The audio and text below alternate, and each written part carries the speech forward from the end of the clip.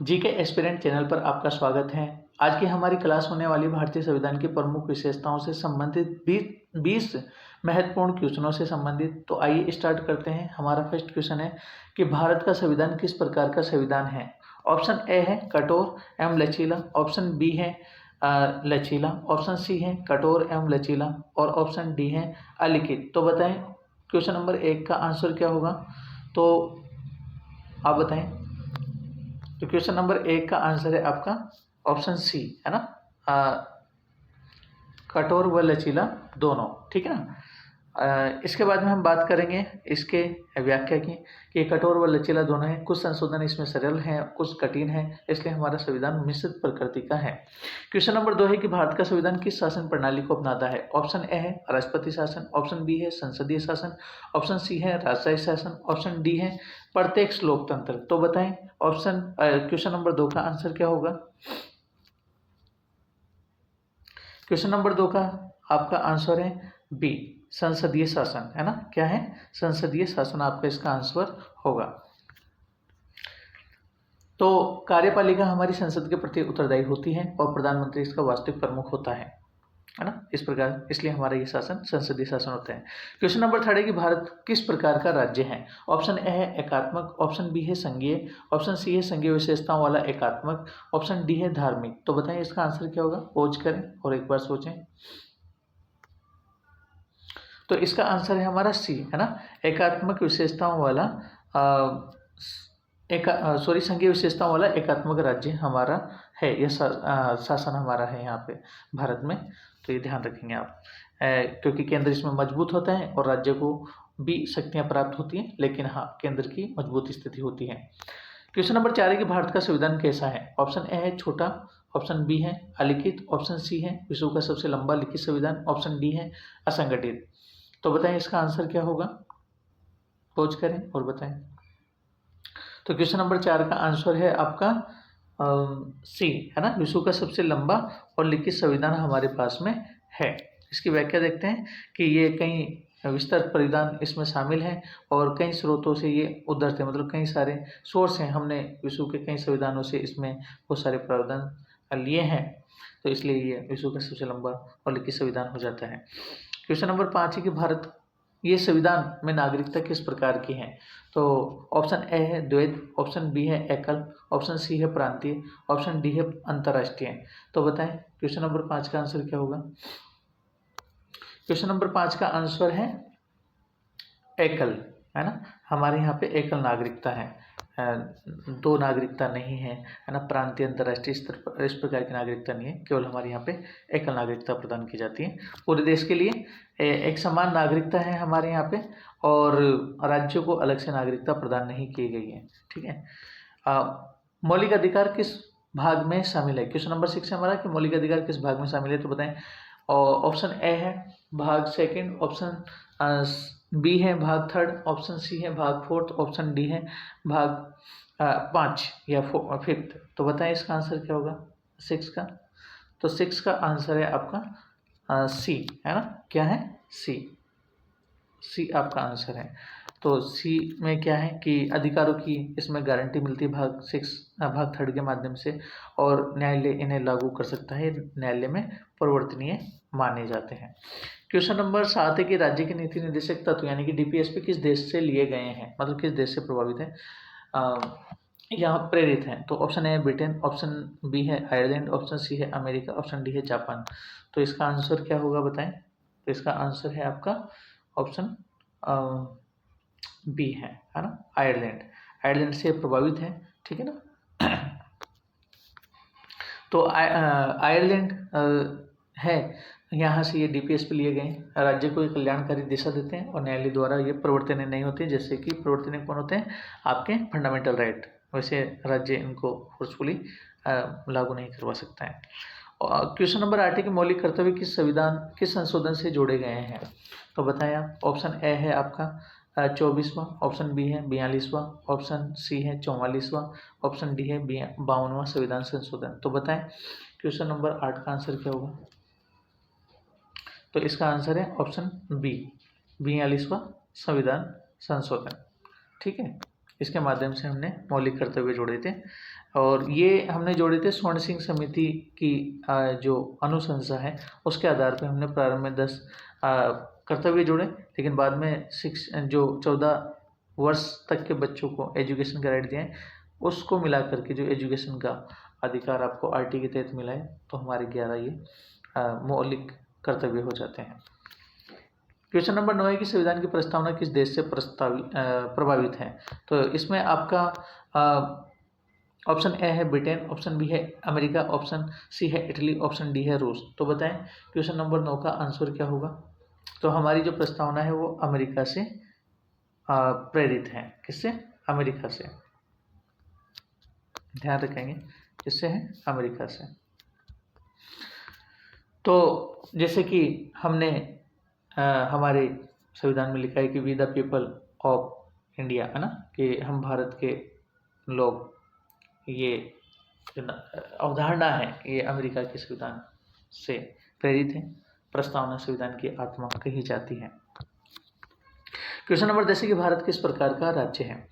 Option A है धर्म विरोधी, ऑप्शन बी है धर्मनिरपेक्ष, ऑप्शन सी है धार्मिक राष्ट्र, ऑप्शन डी है पंथ आधारित। तो बताएं,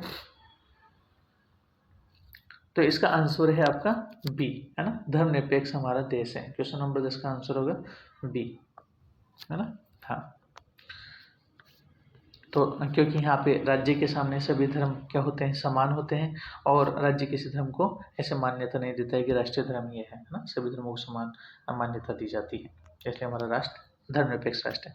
क्वेश्चन नंबर 11 है कि संसदीय शासन किससे लिया गया है। तो ऑप्शन ए है अमेरिका, ऑप्शन बी है फ्रांस, ऑप्शन सी है ब्रिटेन, ऑप्शन डी है इटली। तो आप बताएं 11 का आंसर क्या होगा। तो 11 का आंसर है आपका सी, ब्रिटेन, है ना। ब्रिटेन से हमने क्या लिया है? संसदीय शासन की व्यवस्था हमने ली है। ठीक है, तो यहाँ पे कैबिनेट प्रणाली का प्रभाव जो हमारे देश की व्यवस्था में आया है वो ब्रिटेन की प्रणाली से आया है। इसके अलावा कि प्रधानमंत्री सरकार का प्रमुख होता है, ये भी हमारी जो व्यवस्था है वो ब्रिटेन की शासन प्रणाली से प्रभावित है। क्वेश्चन नंबर 12 है कि आपातकालीन प्रावधान हमने किससे लिए हैं।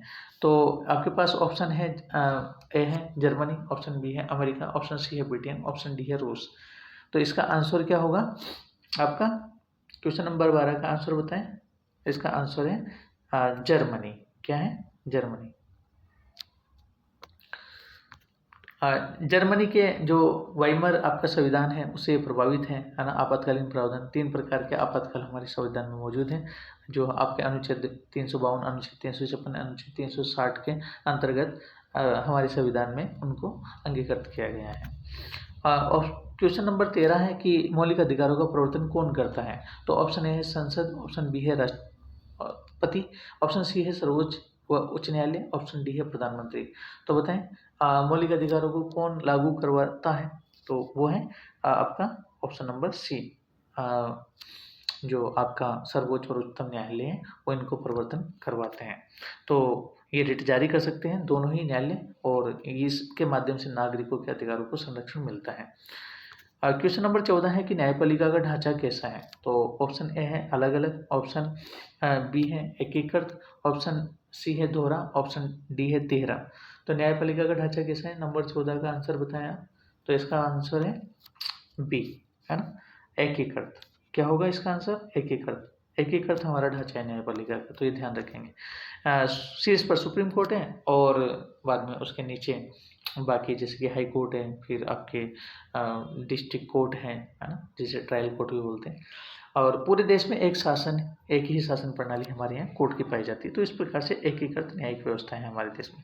क्वेश्चन नंबर 15 है कि मौलिक कर्तव्य किस भाग में है। ऑप्शन ए 3rd में, ऑप्शन बी है 4A में, ऑप्शन सी है 5th में, ऑप्शन डी है 9 में। तो आपके क्वेश्चन नंबर 15 का आंसर है बी, है ना। क्या होगा? बी इसका आंसर है। ठीक है, तो 4A में हमारे मौलिक कर्तव्य हैं और नागरिकों के नैतिक दायित्व होते हैं। अभी वर्तमान में कुल 11 कर्तव्य हमारे संविधान में है। क्वेश्चन नंबर 16 है कि समाजवादी धर्मनिरपेक्ष शब्द किस संशोधन से है। तो ऑप्शन ए है आपका 24वां, ऑप्शन बी है 42वां, और ऑप्शन सी है 50वां और ऑप्शन डी है 61वां। यानी कि मतलब ये संविधान ये समाजवादी और धर्मनिरपेक्ष शब्द मतलब किस संशोधन से हमने संविधान में जोड़े हैं? तो आप बताएं 16 का आंसर क्या है? तो 16 का आंसर है बी, है ना, आपका 42वां संविधान संशोधन, ये ध्यान रखेंगे आप। तो 42वां संविधान संशोधन के माध्यम से हमने राज्य की प्रकृति को स्पष्ट किया और प्रस्तावना में ये शब्द 1976 में हमने जोड़े समाजवादी और धर्मनिरपेक्ष। नेक्स्ट हमारा क्वेश्चन है क्वेश्चन नंबर 17 कि भारत किस प्रकार का लोकतंत्र है? तो ऑप्शन ए है प्रत्यक्ष, ऑप्शन बी है प्रतिनिधि, ऑप्शन सी है दैवीय, ऑप्शन डी है वर्ग आधारित। तो क्वेश्चन नंबर 17 का आंसर बताएं आप। तो क्वेश्चन नंबर 17 का आंसर है प्रतिनिधि, है ना, रिप्रेजेंटेटिव हमारा डेमोक्रेसी है। तो इसकी व्याख्या देखते हैं कि प्रतिनिधि हमारा लोकतंत्र है, प्रतिनिधि लोकतंत्र, और जनता हमारी प्रतिनिधियों को चुनती है और वही फिर हमारे देश के लिए कानून बनाते हैं। क्वेश्चन नंबर 18 है कि संविधान के उद्देश्यों का वर्णन कहाँ है? तो ऑप्शन ए है अनुसूचियों में, ऑप्शन बी है आपका भाग 5 में, ऑप्शन सी है प्रस्तावना में, ऑप्शन डी है परिशिष्ट में। तो क्वेश्चन नंबर 18 का आपका आंसर बताएं आप। क्वेश्चन नंबर 18 का आंसर है आपका सी प्रस्तावना में, है ना, कहाँ है? प्रस्तावना में। तो प्रस्तावना में आपको न्याय, स्वतंत्रता, समानता और बंधुत्व का उल्लेख मिलता है। तो ये हमारे संविधान के आदर्शों का उल्लेख बताती है कि हमारा संविधान क्या उसमें शामिल है। क्वेश्चन नंबर 19 है कि भारत का संविधान कब लागू हुआ? तो ऑप्शन ए 26 नवंबर 1949, ऑप्शन बी है 26 जनवरी 1950, ऑप्शन सी है 15 अगस्त 1947, ऑप्शन डी है 1 जनवरी 1950। तो बताएं इसका आंसर क्या होगा? तो इसका आंसर है आपका बी, है ना, सिंपल क्वेश्चन है। 26 जनवरी 1950 को, है ना, जिसको कि हम क्या बनाते हैं, रिपब्लिक डे भी हम इस दिन मनाते हैं, है ना। तो ये तो सभी को पता ही है। तो 20 का आंसर होगा 26 जनवरी 1950 को पूर्ण रूप से ये हमारा संविधान लागू हुआ और इस दिन हम गणतंत्र दिवस मनाते हैं। क्वेश्चन नंबर 20 और आज का लास्ट क्वेश्चन है हमारा कि न्यायपालिका हमारे देश की कैसी है? तो बताएं आपका, जैसे कि ऑप्शन ए है राजनीतिक, ऑप्शन बी है स्वतंत्र, ऑप्शन सी है कार्यपालिका पर निर्भर, ऑप्शन डी है असंगठित। तो बताएं इसका आंसर क्या होगा? तो आज के हमारे क्वेश्चन का आंसर है बी स्वतंत्र। ये लास्ट क्वेश्चन है जिसका आंसर होगा स्वतंत्र, है ना। तो हमारी न्यायपालिका स्वतंत्र न्यायिक व्यवस्था है और न्यायाधीशों का कार्यकाल इसमें सुरक्षित होता है, इसलिए हमारे देश की न्यायपालिका जो है वो स्वतंत्र कहलाती है। तो इस प्रकार के हमारे आज 20 क्वेश्चन थे। आपने इन क्वेश्चनों को यहाँ तक सुना, देखा, सीखा, तो उसके लिए थैंक यू। आगे भी नेक्स्ट क्लासेज में आपको इसी तरीके से पॉलिटी से रिलेटेड क्वेश्चन इस चैनल पर मिलते रहेंगे। तो बने रहे क्लास में। नए हो तो चैनल को सब्सक्राइब करें, अपने दोस्तों में शेयर ज़रूर करें और आगे आने वाली क्लासेज से भी इसी तरीके से फ़ायदा लेते रहें। Thank you so much.